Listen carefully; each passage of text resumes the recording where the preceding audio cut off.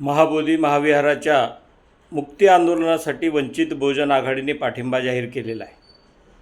मुळात या आंदोलनामध्ये 1949चा जो व्यवस्थापन ॲक्ट आहे त्यात दुरुस्ती झाली पाहिजे आणि त्याचे पूर्ण व्यवस्थापन जे आहे ते बौद्धांच्या ताब्यात असले पाहिजे अशा मागणीसाठी हे आंदोलन आहे। त्यामध्ये देश विदेशातील भिक्खूगण असतील आणि वेगवेगळे सामाजिक संघटन हे काम करत आहेत। मुळात ही मागणी करण्यामागे अनेक वर्षापासून ही आंदोलनं सुरू आहेत। त्या व्यवस्थापनामध्ये 5 हिंदू आणि 4 बौद्ध अशा पद्धतीने जे अन्यायकारक व्यवस्था करण्यात आलेली आहे तो 1949चा ॲक्ट जो आहे तो रद्द करून त्यामध्ये बौद्धांच्या अधिपत्याखाली या मंदिराचं व्यवस्थापन असावं।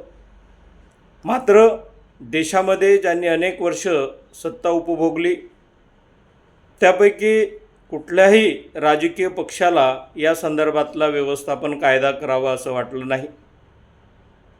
किंबहुना या देशामध्ये बुद्धाशी संबंधित जेवढी स्थानं आहेत त्यावरती जो कब्जा अनधिकृतपणे करण्यात आलेला आहे त्याविरोधात कधीही काँग्रेसने कुठलाही कायदा केला नाही। अनेक वर्ष सत्तेत असलेल्या या पक्षाने आंदोलनाला साधा पाठिंबा देखील जाहीर केलेला नाही आणि त्यामुळे वंचित बहुजन आघाडी हा एकमेव पक्ष आहे जो या आंदोलनाच्या पाठीशी उभा आहे। राजकीयदृष्ट्या पक्षाच्या वतीने हा पाठिंबा जाहीर करण्यात आलेला आहे आणि म्हणून जे बौद्ध बांधव आहेत देशभरामध्ये महाराष्ट्रामध्ये त्यांनी या सर्व राजकीय पक्षांचं मूळ रूप जे आहे त्याची ओळख करून घेतली पाहिजे की जेव्हा अधिकार देण्याची गोष्ट येते तेव्हा आपल्या बाजूने कुणीही उभं राहत नाही।